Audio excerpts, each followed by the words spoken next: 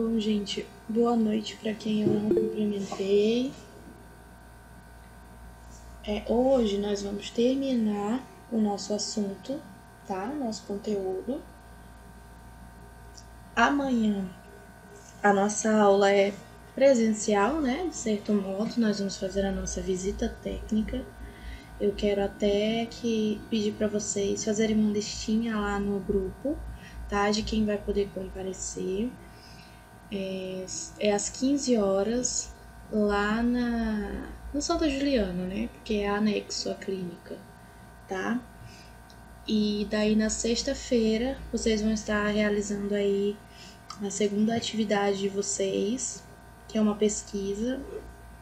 Mas de manhã eu mando para vocês direitinho qual é a pesquisa, certo? Tudo escrito certinho. E na segunda-feira a gente faz a nossa revisão e no outro dia a prova, ok?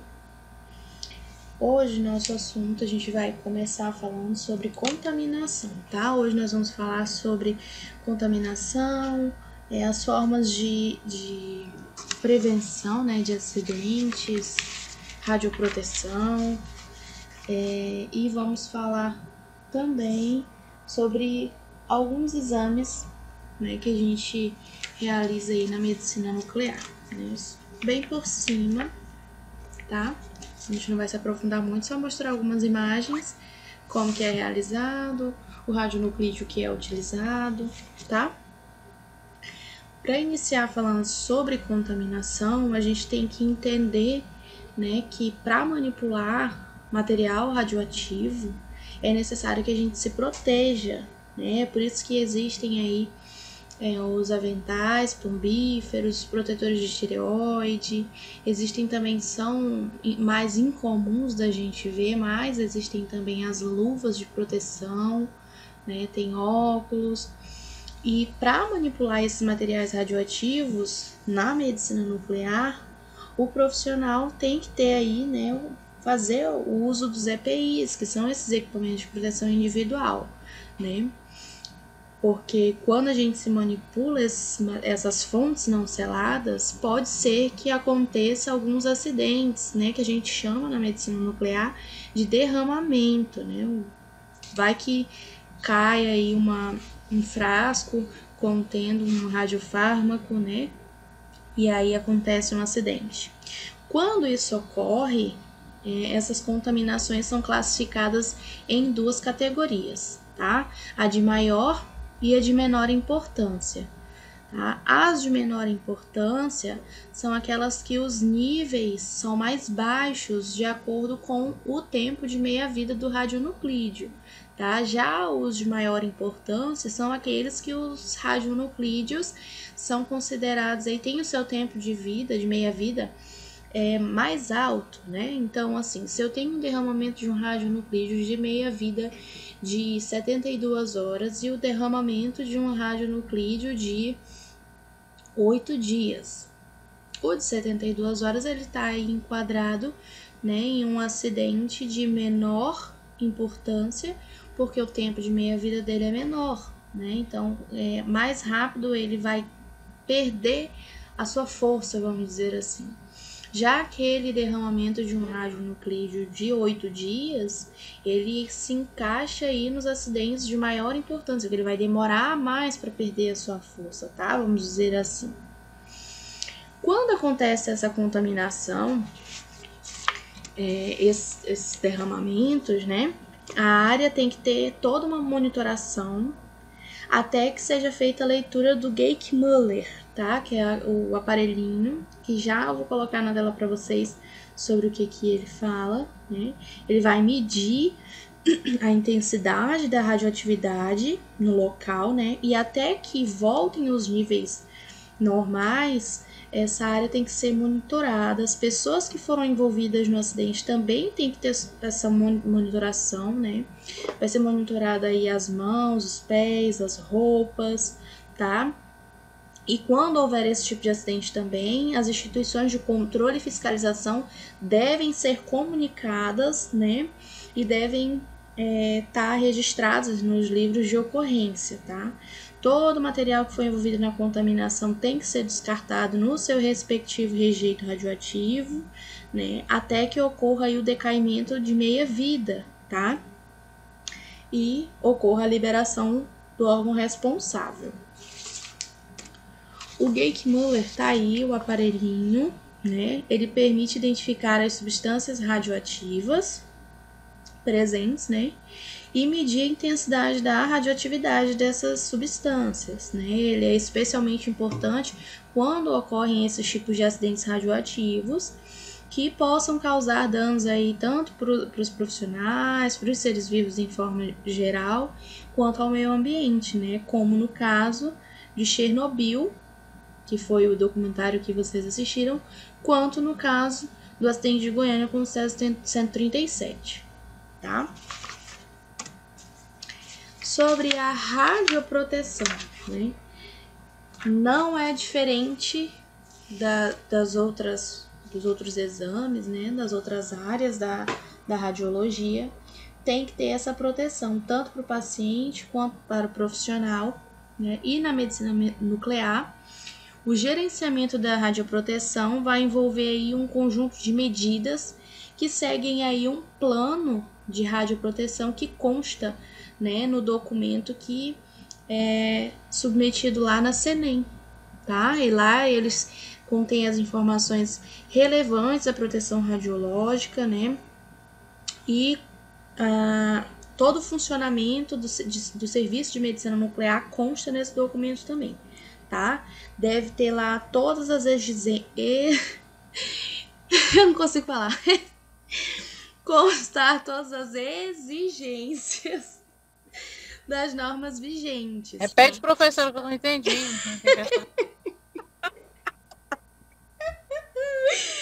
Deve conter todas as exigências, viu? Como eu consigo falar? Das normas vigentes, tá?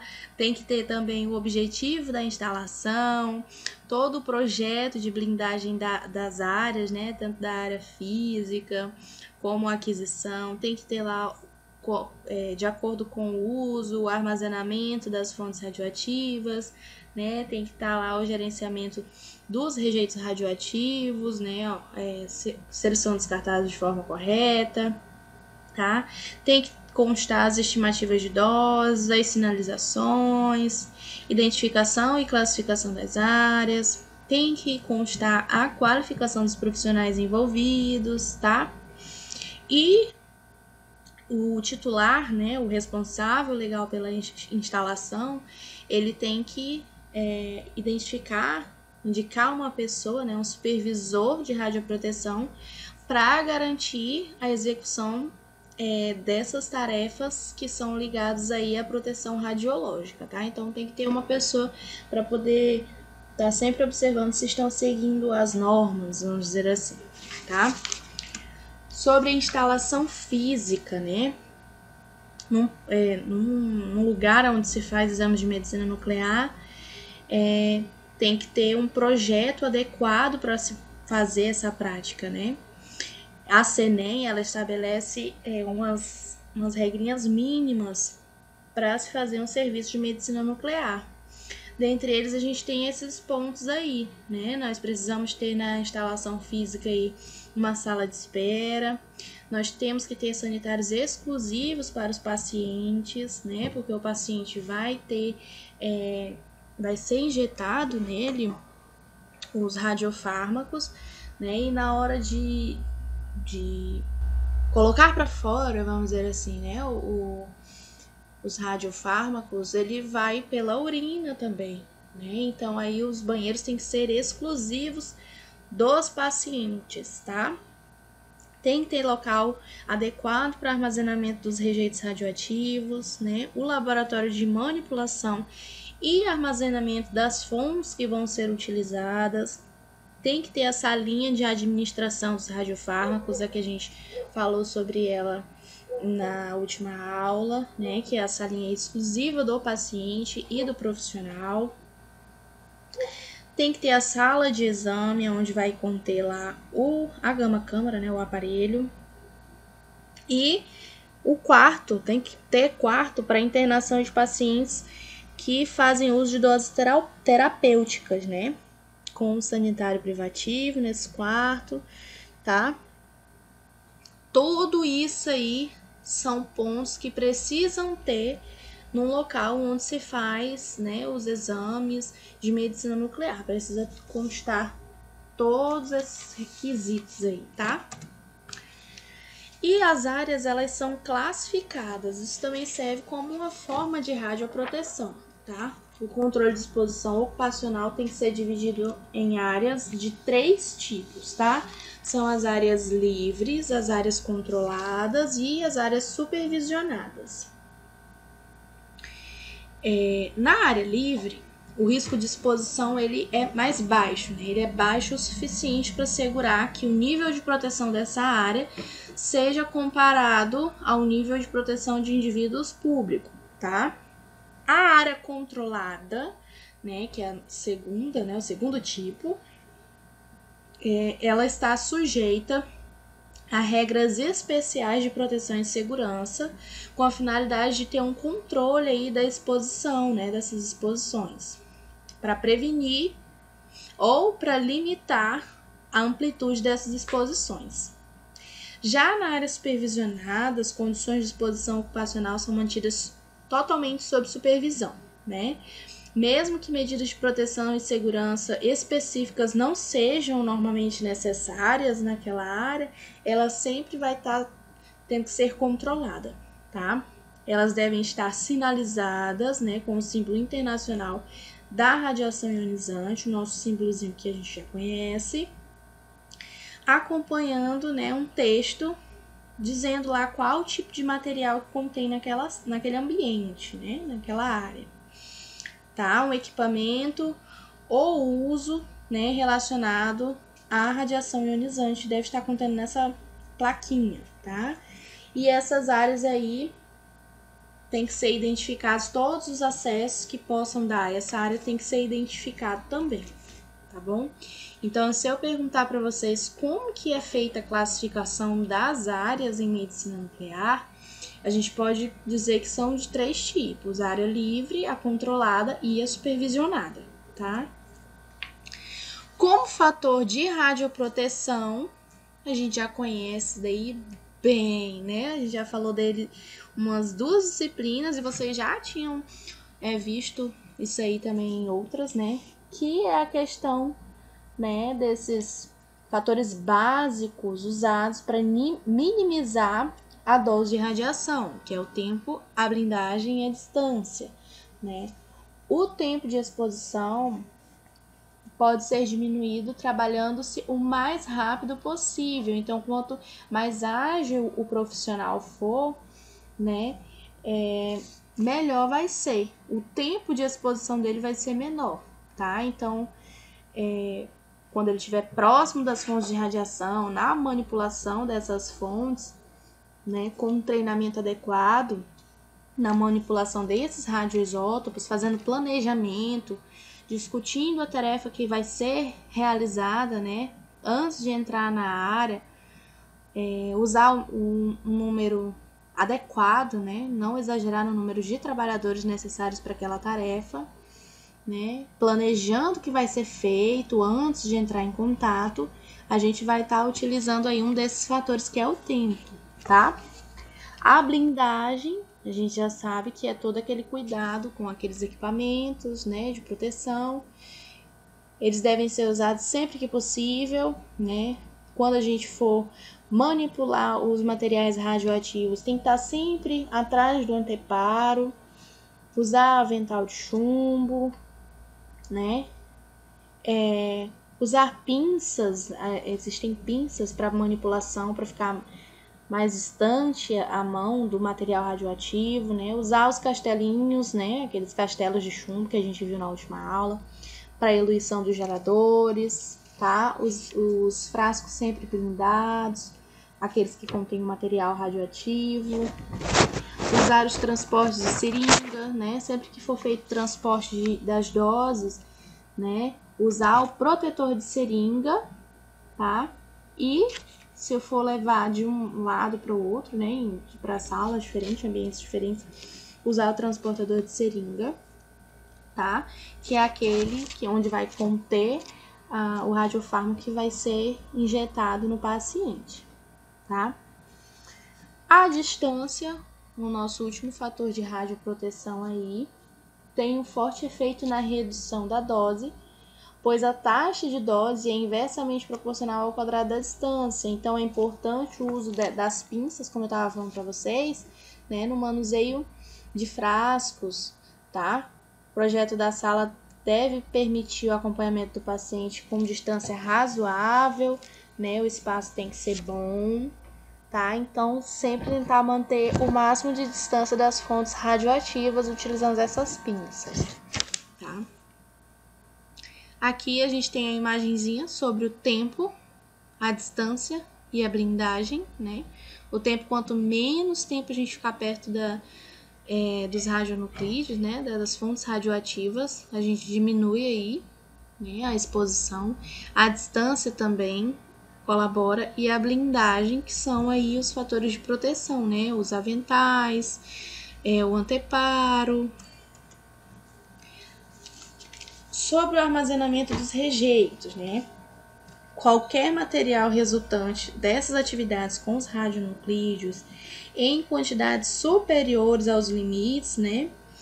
Eles devem ter aí um lugar certo para eles serem levados, né? Os rejeitos radioativos, eles devem ser segregados, né? Separados, de acordo com as suas características físicas, químicas, biológicas e radiológicas, tá? De modo a facilitar o gerenciamento, né? A distribuição de para onde vai cada coisa. Após a separação, né, em recipientes adequados, esses rejeitos, eles são identificados e depois eles são eliminados para aguardar aí o decaimento de meia-vida, tá? Que são registrados em formulários, né, ou num livro. E após esse decaimento é que eles são liberados pelos órgãos responsáveis, que são o IPEN, o Instituto de Pesquisas Energéticas e Nucleares, tá? Então, todo o material ele tem que ser separado de acordo com as suas características, identificados, esperados que ocorra aí o decaimento, né, de meia-vida, e só depois eles são liberados pelo IPEN, tá? Aqui é a salinha, ó, a imagem da salinha. Não dá de ler direitinho na plaquinha da porta, mas tem escrito rejeitos radioativos. Lá nós temos as caixinhas, tá? Tudo separadinho, os rejeitos são separados de acordo com as características e identificados e deixados lá. Sobre monitoração, tá? Devem ser realizadas monitorações periódicas para assegurar que as rotinas estão sendo executadas de forma certa, de forma satisfatória, tá? Então, sempre tem que estar observando se está sendo feito tudo certinho todos os dias, tá? Devem ser realizadas algumas medidas aí de levantamento quinzenalmente, né? Fazer um levantamento radiométrico dessas áreas restritas. E deve ser medida a contaminações das superfícies no término do trabalho, né? Ou sempre que houver a suspeita de derramamento, de contaminação, de acidente, tá? Então, sempre que houver suspeita, fazer aí, né, uma pesquisa, né, um levantamento se tem mesmo contaminação naquele lugar, tá? Qualquer incidente que possa receber uma exposição ocupacional, né, sujeita a controle, deve ser submetido à monitoração individual por meio do dosímetro, tá? Todo profissional utiliza o dosímetro. Lembra que eu falei para vocês que o dosímetro é algo que não dá para ser passado adiante, não dá para eu usar semana que vem eu emprestar para o Márcio, depois ele emprestar para a Adriana. Não é assim. O dosímetro ele serve para ele nos informar, né, no final da jornada de trabalho de um mês, a gente medir a quantidade de radiação que eu possa ter pego. Contraído também. Isso. E dura 30 dias, né? Isso, ele dura 30 dias. Quando chega nos 30 dias, ele é enviado para pro local onde é medido, né? No caso aqui, a maioria dos locais, eu acho que pedem de lá, que é da ProRad, a empresa que faz esse trabalho, né? Com os 30 dias é enviado, eles medem lá, né, a quantidade de radiação que o dosímetro absorveu, que significa que é a mesma radiação que você possa ter absorvido. Se ultrapassar o limite de dose que eles têm lá, né, eles avisam e o profissional tem que ser afastado, tá? Ele não pode ser usado por outro técnico ou por outro tecnólogo, né? Ele é sempre identificado com o nome do profissional e em nenhuma hipótese a gente pode estar emprestando, tá? Cada profissional do setor de medicina nuclear tem que utilizar dosímetro apenas dentro do serviço, né? Quando termina a jornada de trabalho, a gente guarda no local apropriado, né? E sempre que é visto esse nível acima do normal, né, a dose do trabalhador, quando for o caso, vai ser investigado para saber o que originou, né, essa radiação acima do nível, e vão ser adotadas medidas aí para evitar que sejam encontrados esses níveis acima do aceito, tá? E a tecnologia que vai ajudar para mostrar aí, né, fazer esse controle de dose e rastrear qual é o problema. Se é o profissional que não está tomando cuidado, se está tendo, né, alguma ação de forma imprópria que está causando essa exposição, tá? Já teve casos, na faculdade, um professor contou esse caso e agora estou passando para vocês. Não sei se foi aqui, quem foi, como foi. Mas um aluno pegou o dosímetro e quis testar se ele realmente media, né, a radiação absorvida, e deixou lá na sala de raio-x no estágio para ele pegar toda a radiação. Todo paciente que chegava para fazer exame deixava o dosímetro lá para o dosímetro ficar pegando a radiação. E quando foi fazer a troca e chegou lá, né, o relatório do dosímetro do aluno, tinha assim uma exposição altíssima acima do nível, e aí perceberam que tinha alguma coisa de errado, que não era possível ter recebido tanta radiação daquele jeito, né? Então, aí essa investigação para ver da onde que foi, por que foi que tá com esse nível elevado, e o aluno assumiu aí que ele tinha feito essa experiência, né, com o próprio dosímetro. Então, o pessoal percebeu que não era um problema aí de radioproteção do local, ou o aparelho estava desregulado. Foi incompetência não, né? Foi responsabilidade, né? Irresponsabilidade mesmo do aluno, tá? Então... Será que ele andou por Chernobyl, hein? Oi? Será que ele andou lá em Chernobyl? Não sei. Então, assim, a dica que eu dou, gente, não brinquem com essas coisas, que vocês podem ser penalizados, tá? Ele mede sim, mas se você tomar todas as medidas de proteção possíveis, né? Você, quando chegar no final do mês, você vai ter absorvido a radiação mínima, ou nem vai ter absorvido nada, tá? Sobre a sinalização, né? É muito importante ter a sinalização em todo o setor de medicina nuclear, né? Para os pacientes, os acompanhantes ficarem informados quanto às áreas que eles podem circular, né? E é aí que a gente tem algumas plaquinhas, né? Acesso restrito, a área controlada, então eles já sabem que não podem entrar. Uma plaquinha com os fármacos, escrito onde tem os fármacos. A plaquinha de banheiro, dizendo se é exclusivo para pacientes ou se é aberto ao público, né? Então as plaquinhas de sinalização são muito importantes pro pessoal saber onde eles podem ou não entrar, tá?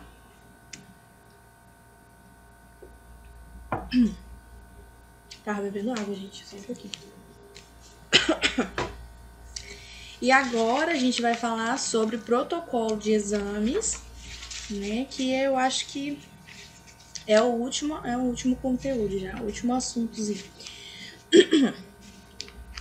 Todo exame ele precisa seguir um protocolo, né? Na medicina nuclear é uma especialidade aí dentro do diagnóstico por imagem, que utiliza algumas pequenas quantidades de substância radioativa, né? Os radionuclídeos, que podem ser utilizados aí nos efeitos diagnóstico ou terapêutico, né? Esses exames aí de medicina nuclear, eles têm como vantagem aí a baixa probabilidade de causar reações alérgicas, ter um custo menor em relação a alguns outros métodos, né, de diagnóstico por imagem, e tem uma melhor avaliação fisiológica. Ele não analisa assim somente a anatomia do órgão, né? Ele vai analisar aí a funcionalidade do órgão também, tá? Nesse mesmo método de diagnóstico ou terapêutico, né? Como eu já falei e mencionei para vocês, quem emite radiação, nesse caso, não é o aparelho, quem emite radiação é o paciente. Então, eu acho que é o único método aí em que o aparelho não vai emitir nenhuma radiação, ele vai apenas captar a radiação que o paciente está emitindo, tá? Após o paciente ter sido submetido aí ao procedimento para a realização do exame, né, onde é administrado um radionuclídeo, o radiofármaco podendo ser por via oral, inalatória, endovenosa, intratecal ou intradérmica, a radiação vai ser captada pelo aparelho, onde esse aparelho a gente conhece ele como gama-câmara ou câmara de cintilação, tá? O paciente é posicionado na mesa de exames, embaixo do gantry, tá? Da gama-câmara. E os detectores se encarregam de captar essa radiação que o paciente vai emitir, tá?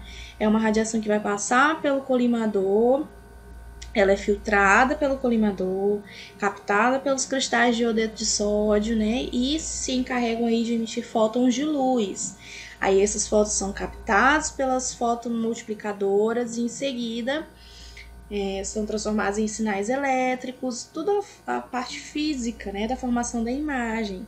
E aí ela é formada e jogada para o computador, tá? Para que tudo isso aconteça, existe todo um protocolo de acordo com o exame que o paciente vai fazer, né? Ele vai dizer qual radioisótopo, o radionuclídeo que vai ser utilizado, né?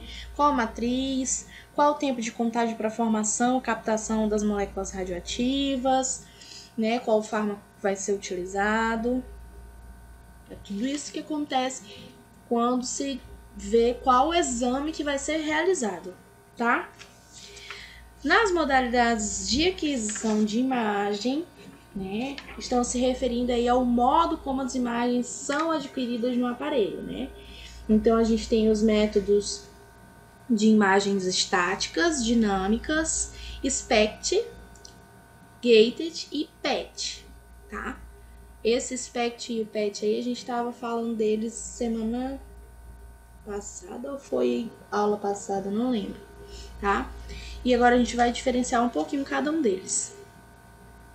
Na modalidade de aquisição estática, né, as contagens são acumuladas em uma única imagem, né, até que seja atingido um determinado intervalo de tempo ou nível de contagem, né? São imagens localizadas, tá? A dinâmica, né, é quando você quer estudar aí a variável no tempo. São feitas várias imagens sequenciais, imagens em pequenos intervalos de tempo, tá? Cada uma é composta de contagens acumuladas em um período prefixado de tempo. Como exemplo, a gente tem a cintilografia renal dinâmica, tá? É um exame feito nessa modalidade. O SPEC é uma técnica da tomografia, né, por emissão de fóton único, que vai gerar aí imagens em planos dentro de um volume radioativo, tá? As projeções desse volume são obtidas em diferentes ângulos e as imagens vão formar imagens tomográficas em plano axial que podem ser reconstruídas em plano tridimensional. No gated, esse aí é o sincronizado, né? É o método de aquisição de imagem com um sinal fisiológico, né? Como, por exemplo, o eletrocardiograma, E por último, o método PET, né? É o método mais complexo, tá? Nas técnicas da tomografia por emissão de pósitrons, né? São injetados radiofármacos, que são emissores de pósitrons no paciente, tá? E ele rapidamente se aniquila com um dos inúmeros elétrons das moléculas que a gente tem imediatamente adjacente à emissão, né? Que aí não chegam a percorrer uma distância significativa, tá? Esse é o método PET. Também é uma reconstrução tomográfica, tá? Sobre as vias de administração dos radionuclídeos ou os radiofármacos, que pode ser chamado também, tá? Isso aqui é bem fácil da gente entender e gravar, tá? Inalatória, oral, endovenosa, intratecal e intradérmica, né? Inalatória, todo mundo já deve imaginar, né? O paciente vai inalar o radioisótopo através do aparelho que é chamado de ultravent, né? Utilizado para fazer a ventilação pulmonar, tá? Por via oral, né? A administração do radioisótopo vai ser acrescentado água ou suco, né? Na cintilografia da tireoide, podendo ser suco de laranja, morango com leite, tá? E o paciente vai beber, tá? Isso aí é utilizado geralmente no caso das cintilografias de refluxo gastroesofágico. Na administração endovenosa, né, vai ser administrada em alguma veia periférica do paciente para fazer aí os casos de cintilografia óssea, né? E esse procedimento aí vai ser feito pela galera da enfermagem, tá? A administração do radiofármaco na veia, tá? Intratecal, ele vai ser administrado via medula do paciente, né? Então, quem vai administrar esse radioisótopo é o médico, tá? E o nome do exame feito através dessa via de administração é a cisternocintilografia. E a via intradérmica, né? Ele é administrado via derme e epiderme do paciente com uma seringa aí num ângulo de 15 graus para fazer o estudo dos linfonodos, né? E aí o exame é chamado de linfocintilografia. Lembrando que para fazer aí essa administração na veia, né? Intratecal é no caso do médico e a intradérmica quem faz é a galera da enfermagem, tá? Nós não vamos fazer nenhuma administração de radiofármaco, de contraste. No máximo, assim, no papel a gente não faz, né? No máximo, o contraste, lá na hora de fazer uma tomografia e tal, a gente acaba administrando, tá? Sendo que, mas essa prática era para ser feita pelo enfermeiro, tá? Porque a gente nem faz isso, né? Nas aulas a gente tem uma aulinha prática e pronto, tá? Mas aí para diminuir a quantidade de mão de obra, geralmente os lugares aí colocam os próprios técnicos para realizarem isso aí, tá? Tá todo mundo aí? Sim. Para diminuir o custo, né? Aqui, ó, a gente tem imagem, porque os outros a gente conhece, né? Oral, endovenosa, intradérmica e tal. Eu coloquei a imagem somente da intratecal, né? Que é administrado na medula do paciente, tá?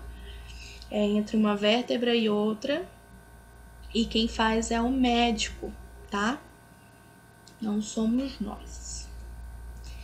E aí, alguns examezinhos.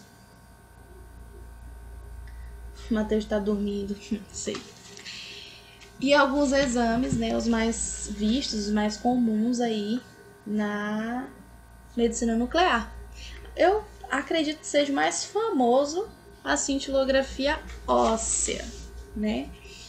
Trata-se aí de um exame de imagem de todo o esqueleto que vai ser obtido aí através da administração endovenosa de um radiofármaco com a sigla MDP, metileno-difosfonato, tá?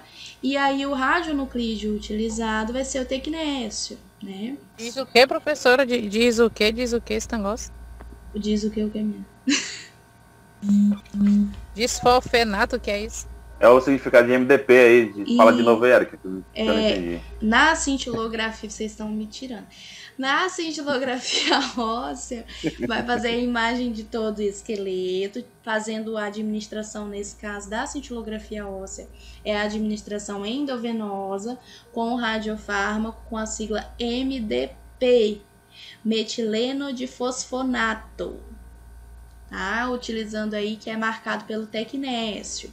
Tá? Vai se concentrar nos ossos, sobretudo nas células de maior atividade metabólica, né? E vai ser posteriormente captado como imagem pela gama-câmara, tá? A quantidade de dose radioativa injetada no paciente é mínima, então ele não vai causar nenhum dano, tá? O radiofármaco administrado no paciente, no caso aí da cintilografia óssea, vai se alojar na superfície do tecido ósseo, né, em forma de cristais, mediante o mecanismo de absorção química, né, e nas áreas de osteogênese vai se concentrar aí o radiofármaco, né, e vai ocorrer aí a captação mínima dos tecidos moles. O radiofármaco aí tem grande aceitação, né, e vai se distribuir rapidamente pelo líquido do espaço extracelular.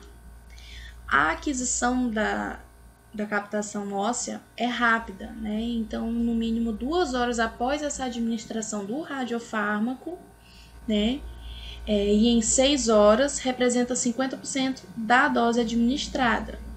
Então, esse é o grande motivo dos profissionais instruírem a tomar bastante líquido após, né, a primeira rota de eliminação desses radiofármacos é o sistema renal. Então, por isso que eles passam para o paciente tomar bastante líquido, que aí eles vão muito ao banheiro e aí eliminam todo o radiofármaco, tá?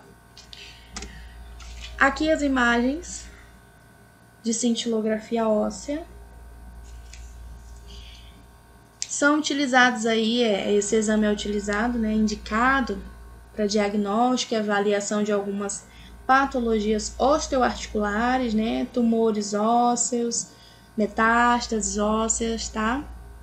Não tem contraindicação, tá? Ou efeito indesejável, e não precisa de nenhum tipo de preparo antes da realização desse exame aí, tá? Após a administração do radiofármaco, é pedido somente para que o paciente tome 4 a 6 copos de água e que se movimente à vontade, sem restrições, tá? E aí, antes de fazer o exame, né, o paciente, assim que é administrado o radiofármaco, ele toma bastante água, fica andando para o radiofármaco espalhar bem no corpo. E aí, antes de fazer o exame em si, o paciente vai lá e esvazia a bexiga, ok? E tem também a cintilografia óssea de estudo trifásico, tá? É onde a aquisição é feita em 3 fases: a fase arterial, a fase tardia e a aquisição da imagem, tá? Após a fase arterial, a de equilíbrio e a tardia. Após ser injetado o radiofármaco, né, em via endovenosa no paciente, o exame já é feito, né, na sequência de várias imagens em pequenos intervalos, que é chamada de aquisição dinâmica, né, na região de interesse, tá? É importante que não se perca a distribuição do radiofármaco pelas artérias nesse primeiro momento, né? É justamente o que se dá o nome, a fase arterial, tá? É quando o radiofármaco ainda está se espalhando. Na fase de equilíbrio, deve ser realizada aí 5 minutos depois dessa fase arterial, tá? Também é feita imagem da região de interesse, né? Porém, numa modalidade de aquisição spot. E a fase tardia, a terceira fase, tá? Deve ser feita aí no mínimo 2 horas após a administração desse radiofármaco, e a modalidade de aquisição é a scan e a spot, tá? É indicado aí para avaliação de suspeitas de inflamação e infecção, né? Artrite, osteomielite, tumores ósseos primários, tá? Osteonecrose, enxerto ósseo pediculado, fratura de estresse, tá? Hiperplasia do côndilo mandibular. Não existe contraindicação, né? A aquisição da imagem é feita em 3 fases: a arterial, a de equilíbrio e a tardia, onde a última é feita com 2 horas após a administração do radiofármaco e estourando 4 horas, tá? E aí são feitas imagens em AP, em PA do corpo do paciente, tá?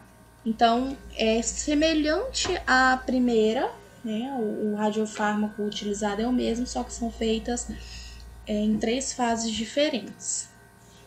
Aí vem um outro exame feito na medicina nuclear, que é a cintilografia pulmonar, né? É um exame de imagem da região pulmonar, que é obtida através aí da administração do radiofármaco NAA. Hein, professora? Só um minuto. O exame que estão fazendo agora com a Covid, é esse aí, é? Não. Como é que é o nome? Mas qual exame? De teste? Porque eles tiram o raio-x, né? Do pulmão. Não. E Eu até falei sobre isso no simpósio que eu convidei vocês, acho que não foi nenhum, né? Participou nenhum.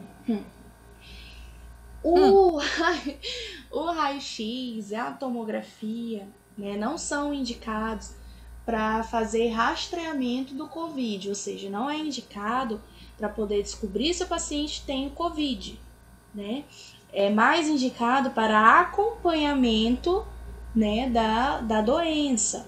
Então, o paciente faz aquele teste, o teste tem o de sangue e tem o teste da mucosa, né? Eu até esqueci o nome, é uma siglazinha também. Para ver a questão se existe, o vírus está presente na mucosa. Quando se é dado positivo, aí sim é indicado fazer o raio-x, uma tomografia, para ver o comprometimento pulmonar desse paciente. E aí, conforme vai fazendo o tratamento, aí vai realizando mais raio-x, mais tomografias, para ver como que tá o andamento aí da doença, se tá melhorando, se tá afetando outras regiões. No caso, é só um acompanhamento, ele faz um acompanhamento, né? Isso. Existem muitos locais que estão utilizando como forma de rastreamento da doença, para dizer se o paciente tem ou não. Só que é de fácil confusão assim que se dá, porque é uma inflamação no pulmão, então pode ser outra doença também. Então, o correto mesmo é fazer o teste. Quando dá positivo, ele é feito aí para acompanhar o progresso da doença, se está melhorando, se está atingindo outras regiões do pulmão, tá? A cintilografia pulmonar é parecida com a cintilografia óssea, né? Também tem feito aí a administração endovenosa do radiofármaco MAA, macroagregado de albumina, né? Também marcado como tecnésio, feito aí por via endovenosa, para ser feita a aquisição de imagem de perfusão, e DPTA, tá? Marcado com tecnésio com via de inalação. Então, para a aquisição da cintilografia pulmonar é feito 2 métodos, né? Endovenoso e inalatório, tá? Para ver a parte de inalação, né? De ventilação, aliás, é feito a inalação do radiofármaco, tá? As imagens também são captadas pela gama-câmara, né? A quantidade de dose também é mínima e não ocasiona nenhum tipo de dano, tá? No caso da cintilografia pulmonar por ventilação e perfusão, né, o radiofármaco vai se alojar no pulmão. O primeiro método de avaliação, né, é o TEP, tromboembolismo pulmonar, e a parte de perfusão é uma avaliação do fluxo sanguíneo por todo o pulmão, ou seja, se vai ter obstrução dos vasos, né, como em caso de TEP, tá, do tromboembolismo pulmonar. O diagnóstico ele é feito pelo fato de terem sido administrados via endovenosa, né, o NAA, marcados com um pertecnetato de sódio no sangue. Então, é analisado tanto através da administração venosa quanto da inalatória, tá? Qualquer área que não seja irrigada, ela vai ficar pálida, né? Que a gente chama de área fria, na imagem que é obtida. A cintilografia por ventilação, ela indica áreas do pulmão que ventilam convenientemente, né? É feita a inalação dos marcadores radioativos, né? Sob forma de aerosol, tá? E eles são marcados aí pelo pertecnetato de sódio. O resultado do exame vai vir aí da comparação entre as áreas frias, né? São as áreas de menor concentração do radiofármaco, e as de perfusão, né? São feitas aí das áreas que são feitas com ventilação, das áreas, aquela que eu falei antes, frias, isso. Isso confunde um pouquinho, gente, que são duas formas de aquisição, endovenosa e a inalatória, tá? Se houver grandes e muitos defeitos de perfusão, né, aí é provável o diagnóstico de tromboembolismo pulmonar. Então, aonde não ficar concentrado o radiofármaco, pode ser aí diagnosticado como tromboembolismo pulmonar, que é chamado de TEP, tá? Indicado aí para diagnóstico do TEP e para avaliação do clareamento alvéolo capilar. Não tem contraindicação, como na maioria dos exames de medicina nuclear, tá? Exceto no caso de perfusão, né, que tem que ter atenção aí com o paciente que tem históricos de reação de hipersensibilidade a produtos que contenham a albumina, tá?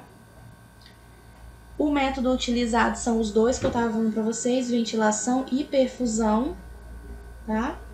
E não precisa de preparo antes da realização do exame. A aquisição tem a primeira fase, que é a de inalação. O paciente é colocado para inalar o radiofármaco entre 10 a 15 minutos, né? Evitar engolir, que se por acaso o paciente engolir saliva, o radiofármaco, em vez de marcar lá no pulmão, ele vai marcar a região do esôfago, né? E vai prejudicar a contagem do protocolo, né? A formação de imagem. A aquisição dessa imagem, através da inalação, ela vai ser feita no máximo 15 minutos depois que ele inalar o radiofármaco, tá? O paciente fica em decúbito dorsal. Quem lembra de como que é decúbito dorsal? Barriga para cima. Isso. E então são feitas as imagens localizadas, imagens SPOT, tá? Da região torácica, seguindo os protocolos de imagem, né? Em AP, PA, oblíqua posterior direita, todos os posicionamentos, perfil.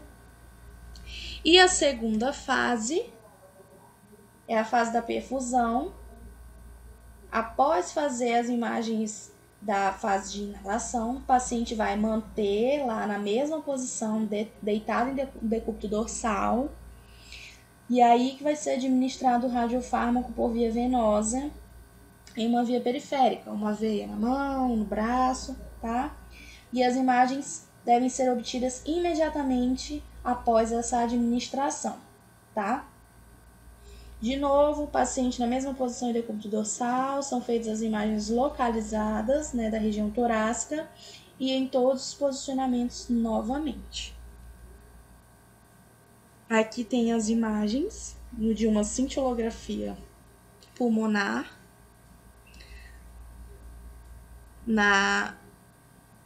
de perfusão é a primeira linha, de ventilação a segunda e a terceira, tá? Em alguns posicionamentos aí. E a cintilografia renal estática, né? Essa sigla aí DMSA, tá? Tem a cintilografia renal estática e a cintilografia renal dinâmica. Uma é a DMSA e a outra é a DTPA, tá? A cintilografia renal estática, né, é um exame da região renal, muito utilizada para o estudo aí morfológico do córtex renal, que a gente vai ver em anatomia essas partezinhas, né, do rim, e para avaliar a função do rim, né, a taxa de função relativa, tá? Vai avaliar aí as sequelas de pielonefrite, né, doenças renais, vai avaliar a função renal, né, ectopias renais, quando o rim está fora da sua localização normal, tá? E nesse caso aí, é feita a administração do radiofármaco DMSA, ácido dimercaptosumicínico, também marcado pelo tecnésio, tá? Por via venosa, e aí vai ser captado pela gama-câmara. É indicado para ver aí tudo do rim, né? A função, doenças renais, se o rim tem esse probleminha de localização, não tem contraindicação, tá? E o método é por via venosa. Aqui algumas imagens da cintilografia renal estática, tá? A aquisição da imagem tem que ser feita aí com no mínimo 2 horas depois da administração e no máximo 5 horas após essa administração do radiofármaco, tá? O paciente tem que ser posicionado também em decúbito dorsal e são feitas imagens estáticas, né, localizadas em AP, PA, oblíquo posterior direita e oblíquo posterior esquerda, tá? Gente, lembrando que alguns exames é administrado o radiofármaco e demora um tempo para realizar, né, o exame em si, fazer a avaliação. Então, às vezes, é mandado o paciente para casa, tipo, é para fazer depois de 4 horas, 6 horas, depois da administração do radiofármaco. Então, o paciente pode voltar para casa e aí, quando estiver dando, perto de dar o horário, né, marcado pelo médico que é para fazer a aquisição da imagem, o paciente volta. Então, quando o paciente é mandado para casa para esperar o horário, né, é falado para o paciente evitar ficar perto de crianças, né, ficar perto de animais, né, ficar perto de outras pessoas, porque foi injetado radiação nele, né? Por mais que seja mínima, todo cuidado é pouco, né? E também utilizar aí quando for urinar, né, evitar urinar em casa e voltar pro local, né, pra clínica, e urinar somente lá no banheiro designado para os pacientes, tá? Aí nós temos outro tipo de cintilografia renal dinâmica, né, a DTPA. É o exame também renal, tá, dos rins, ou renograma, que avalia a função glomerular individual dos rins, né? Ele vai fornecer informações quanto ao fluxo sanguíneo renal, a morfologia renal, né, e dinâmica das vias urinárias, tá? Ele vai avaliar também a hipertensão de origem renovascular e a viabilidade do transplante renal. As imagens são obtidas através desse radiofármaco DTPA, de etil enotriaminopentacético, também marcado pelo tecnésio, feito aí por via venosa, indicado para tudo isso que eu já falei para vocês aí, avaliação da função glomerular dos rins, avaliação do fluxo sanguíneo renal, né, e a questão das vias urinárias. Não tem contraindicação. E o preparo, o paciente deve beber 3 copos de água antes da realização do exame.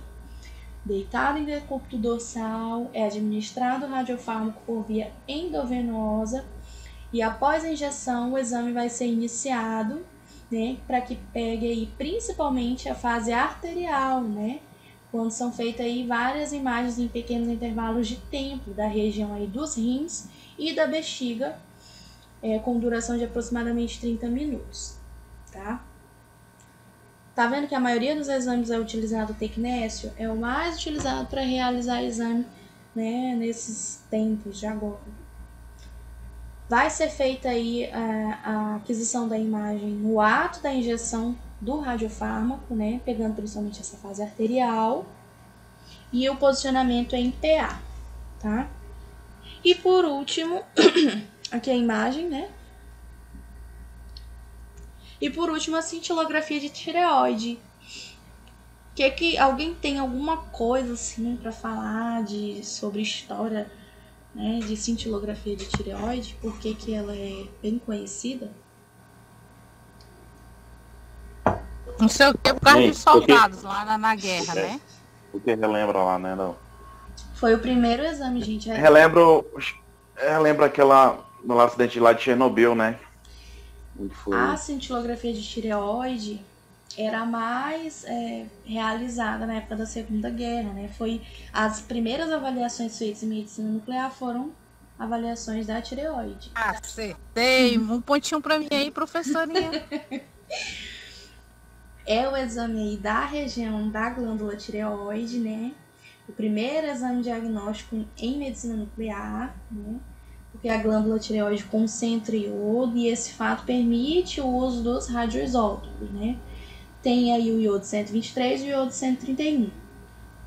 O 123 é o preferido porque tem uma meia-vida curta, né, de 13 horas, uma energia mais adequada à gama-câmara e a ausência de emissão beta, tem uma menor taxa de dose absorvida na tireoide. A desvantagem dele é a disponibilidade comercial limitada, ele é mais caro e é mais difícil de encontrar.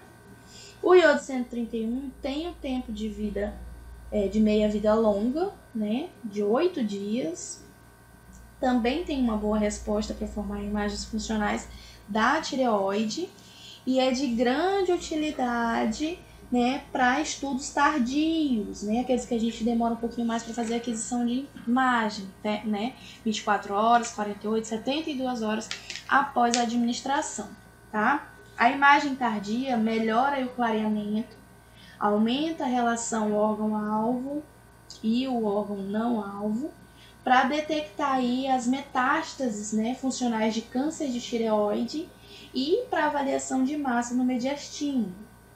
É indicado aí, né, no diagnóstico e na terapia da tireoide, com o objetivo de avaliar a função, né, o funcionamento da glândula tireoide, tá? Avaliar aí algumas características de nódulos na tireoide, para avaliar as causas de hipertireoidismo, as causas do hipotireoidismo, as contraindicações, né? A gente tem que evitar aí substâncias que contenham iodo ou interfiram na função tireoidiana quando a gente for fazer os exames, né? Na alimentação, medicação, cosméticos, né? Ou para não apresentar nenhum efeito indesejado na imagem, tá? Antes da administração do radioisótopo, deve ser observado que o paciente fez restrição na ingestão, né, ou na utilização dessas substâncias que sejam ricas em iodo, né, para verificar também se ele suspendeu medicações que interfiram no funcionamento da tireoide, né, e o paciente deve estar em jejum para realizar um exame de no mínimo 6 horas, de 6 a 8 horas, tá? E o radioisótopo ele vai ser administrado aí por via oral, tá?